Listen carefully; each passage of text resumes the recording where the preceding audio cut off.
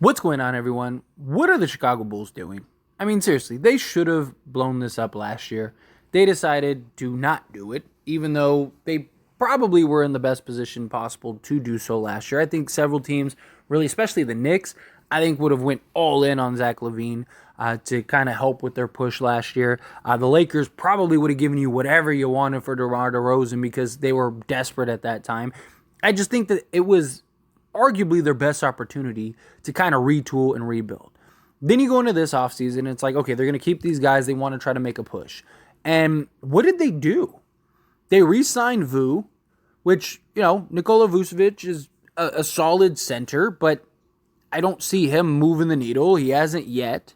They didn't really add anybody that's like a huge standout. They got like Torian Craig and Javion Carter, but I don't think either of those guys are making a big impact. They re-signed Andre Drummond and Ayo. They basically have the exact same team. And this team for the last 2 years has been a play-in team.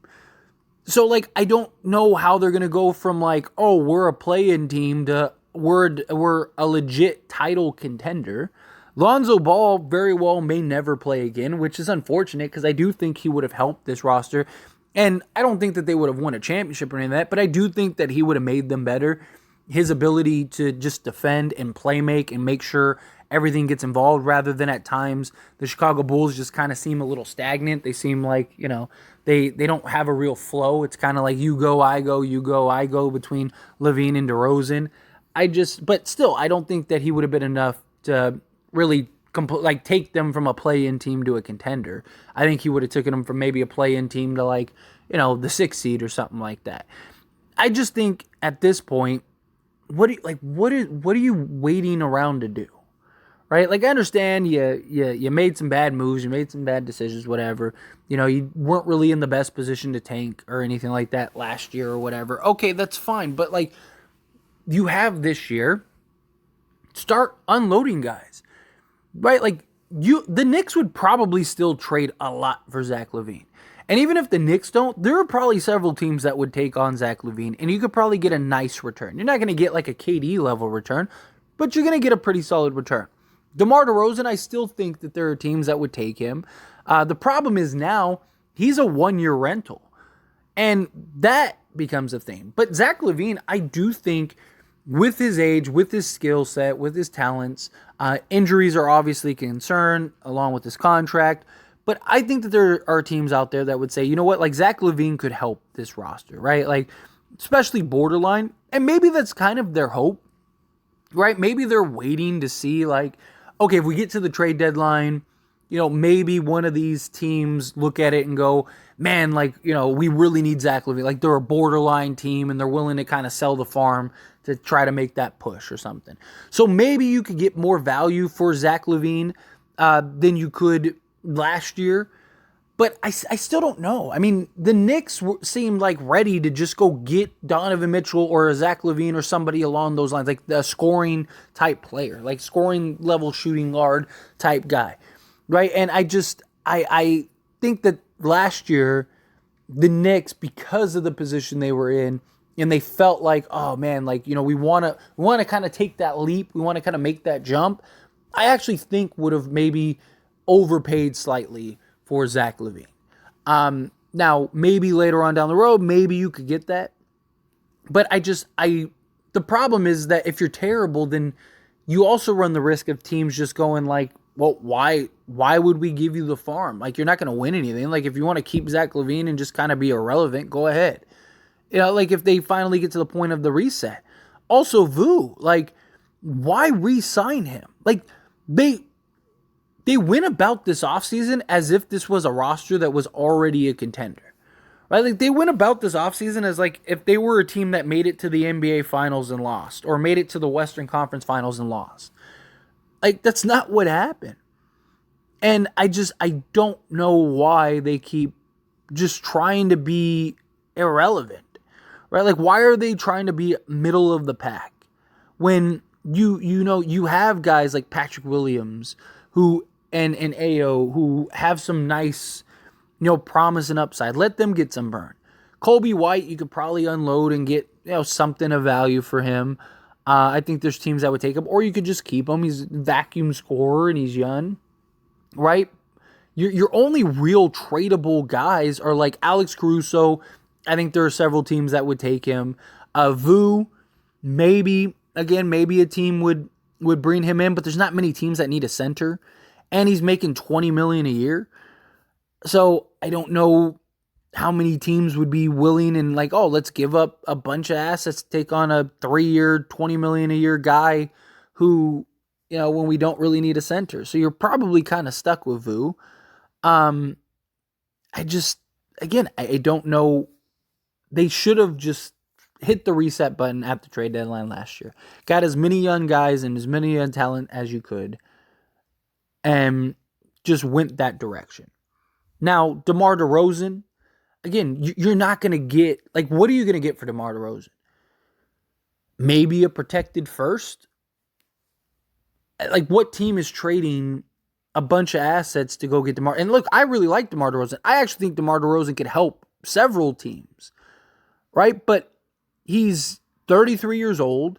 He's a 1-year rental. So if you're trading for him, there's always the concern that, like, he ends up leaving and going elsewhere. But I mean, he is a guy that is a 25, 5-5 guy. There are a lot of teams that could use that. Shoots 50% from the field. He's not a great 3-point shooter, but he's a guy that I do think could help and impact a lot of rosters and could really, really kind of help a team. But the problem is like you have no trade value in him anymore. Again, unless some team around the trade deadline is like, man, that's our missing piece. And even then, like, what are you going to get for him? Where I really do think last year, you could have called the Lakers and said, like, hey, we're going to trade you DeMar DeRozan, but we want both firsts and Russell Westbrook. And I really think the Lakers might have done that. I really do. Because the Lakers didn't want to trade. Like, they ended up getting a great return, right? And they only had to give up one first. But they didn't want to really give up first other than to get, like, that third complimentary star or something like that, or a guy that could have an impact, right? And I think DeMar DeRozan, one, was a guy that wanted to go to the Lakers. So they would have looked at it as, like, he's the guy that'll actually resign. 2, LeBron James wanted him at one point. 3, there was talks about, and Rob Pelinka was actively trying to get DeMar DeRozan. So I think that there was that connection in that relationship where it was like, okay, like DeMar DeRozan, like we're willing to trade for him, right? Or maybe you could have gotten an unprotected, like maybe one unprotected first from the Lakers, which would have been fine. And you probably could have gotten a young guy or something like that, right? They might have given you some other assets. Maybe you could have even, finagled them to get Max Christie or something like that. Because again, the Lakers were in a pretty desperate position before that trade. They were looking like they weren't going to make the play-in. LeBron was hurt. It was a mess. And then Rob was able to pull off something. But I just think if you were Chicago, like you had an opportunity for, and look, this is coming from a Laker fan, but the reality is the reality. Like I really do believe the Lakers, for a guy like DeMar DeRozan, would have looked at it like, okay, like if we get DeMar, like maybe we can make this work. And still, they still would have done like the Rui trade and stuff like that. So you would have had, like Austin Reeves emergence. So you would have had like Reeves, DeMar, Rui, LeBron, and AD, right? Like the Lakers, I think, would have looked at that and been like, okay, we're a much better team now. And they might have been able to do that. It's just, I just feel like Chicago is just going about this whole situation just terribly. It seems like they believe they're a team that's right there and really close, when in reality, they're just farther away, right? Like, teams have gotten better. Like, what team is Chicago better than, right? The Bucks, the Celtics, the Sixers, the Cavs, the Knicks, those 5 teams are all still better than the Bulls, right? Miami, especially if they get Dame, they're better than the Bulls. Atlanta, I still think, is better than the Bulls. The Nets might very well be better than the Bulls, especially if Mikal Bridges can continue to play, and if Ben Simmons can kind of get back to all-star form. The Nets actually have a pretty nice roster. They're just kind of missing the star. They're kind of missing that like go-to guy. But, I mean, maybe even the Nets make a push for Levine or something like that. But, so, like, there's 6-7 teams right there. Right? Like, let's not even add the Nets. Let's just remove the Nets. right? You still have the Heat, the Knicks, the Cavs, the Sixers, the Celtics, and the Bucks. That is 6 teams better than the Bulls. They're still a play-in team. The Pacers got better. Orlando might be better this year. You have, I still don't really believe in the Raptors, so I'm not really worried about that. But Atlanta, the Nets, and the Pacers, right? So you got Atlanta, Nets, Pacers. There's 3 other teams on top of the other 6 I mentioned. Like, Chicago finished 10th last year. They very well might finish 10th again this year. And it's like, how long are you going to just keep spinning this wheel? And now you're just going to lose DeMar DeRozan for nothing. Because he's not sticking. Like, why would he stick around just to lose? He's going to be 34 next year. Like, he's going to want to try to contend for some championship. And then Zach LaVine, at what point does he just say, I want out, trade me? And then you're basically stuck with Vu and a bunch of, like, guys, basically. Again, AO looks like he might develop into being a very nice player. You have Patrick Williams. He looks like he could develop into a nice player. And then you got kind of your other young guys. But I really think Chicago's just kind of spinning their wheels here. And I just feel like they don't have any clear direction. You already are stuck with Lonzo Ball. You're going to have to pay him out.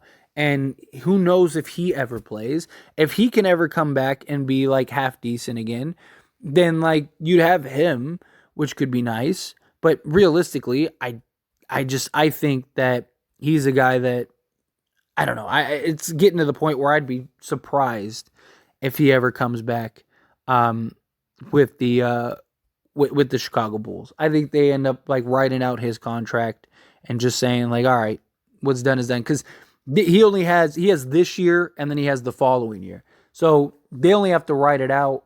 They have 40, basically 42 million left that they have to pay out for him. Between 2023, 2024, and then 2024, 2025. And then his money falls off, right? So if you blow it up this year and you get everything done, then you only have to write it out next year. And then you clear his salary and you're in a good position. I don't know. I feel like Chicago is kind of backwards in this whole thing. But anyway, as always, this is a discussion, so I pass the question on to you. Let me know your thoughts and opinions down in the comments below. Do you agree with me? Disagree with me? Have a feel, whatever your thoughts are. I'd love to hear it. Let me know down in the comments.